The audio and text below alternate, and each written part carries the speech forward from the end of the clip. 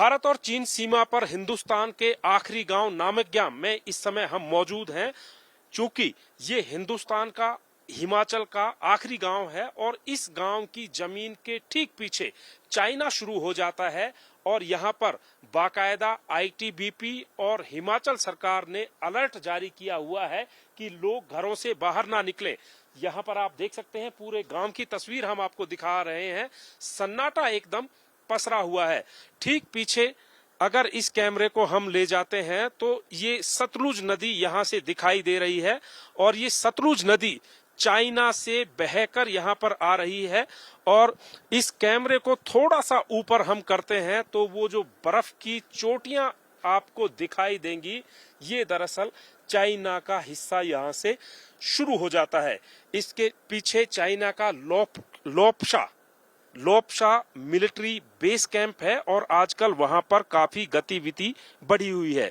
कैमरे को अब थोड़ा सा इधर घुमाते हैं तो ये सतलुज नदी है और ये सतलुज नदी थोड़ा सा आगे जाकर ये जो पिछली पर्वत श्रृंखला आपको दिखाई दे रही है, यहाँ पर स्पीति रिवर में मिलती है। यहाँ पर सतलुज और स्पीति दोनों नदियों का संगम होता है। फिलहाल इस गांव में सन्नाटा पसरा हुआ है क्योंकि अलर्ट जारी किया हुआ है। दूसरी तरफ इस गांव में काफी लोग ऐसे थे जो चाइना के साथ व्यापार करते थे, लेकिन फिलहाल सारी गतिविधियां यहाँ पर बंद हैं। और ठीक नीचे जैसे मैं ये आपको कैमरा लेकर जाऊं तो ये सेब के बागान है, सेब है, बादाम है और अखरोट है। यहाँ पर जो है अच्छी खासी खेती होती है, लेकिन फिलहाल इन लोगों को सरकार ने घरों से बाहर निकलने के लिए मना किया हुआ है। सर, आपका नाम? सर, मेरा नाम नूरबू थोरिया, मैं एक्स प्रधान हूँ नमिया से। अच्छा सर, सबसे पहले बताइए कि चाइना बॉर्डर पर जब से लद्दाख वाला मामला हुआ है, किस तरह की खबरें आपके पास आ रही है?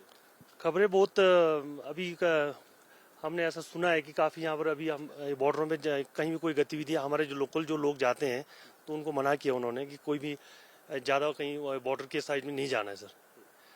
और हमारी जो यहाँ पर जो आईटीबीपी और आर्मी की गतिविधि काफी बढ़ चुकी है सर। और पीछे चाइना में कुछ पता चलता है वहाँ क्या चल रहा है? थोड़ा बहुत जानकारी जैसी मिलती है? वहाँ अभी ऐसा तो कोई जानकारी नहीं है सर, लेकिन किसी इंटेलिजेंस के थ्रू कल ऐसा पता लगा कि उनका भी काफी गैदरिंग वहाँ लोप्शा में आजकल हो रहा है। लोप्शा कैंप जो आर्मी का बेस है? बेस कैंप है जी, बेस कैंप है चाइना का, चाइना मिलिट्री का जी। अच्छा, आपका नाम क्या है? मेरा नाम सुंदर नेगी है। नेगी साहब, ये बताइए थोड़ा बहुत जब से ये टेंशन हुई है तो आपके जीवन पे भी यहाँ फर्क पड़ा है? हाँ जी, बिल्कुल पड़ा है, क्योंकि यहाँ पर हर चीज व्यवस्था ठप से पड़ी है, लॉकडाउन की वजह से भी, और दूसरा ये चाइना की वजह से हमारे को थोड़ा दिक्कत पड़ रहा है। हाँ जी। और दूसरा आपको अलर्ट पे रखा गया है यहाँ? अलर्ट पर रखा गया है ताकि कोई गतिविधि ना हो, आराम से यहाँ रहे, अपना घर में रहें और सोशल डिस्टेंस के थोड़ा कोरोना वजह से भी। तो यहाँ थोड़ा बहुत आपको ये भी डर भी लगता है कि चाइना कुछ हरकत कर सकता है इस इलाके में? हाँ जी, डर तो लगता है, क्योंकि हम बॉर्डर नजदीक पे हैं, यहाँ से कम 10 किलोमीटर के पीछे चाइना है।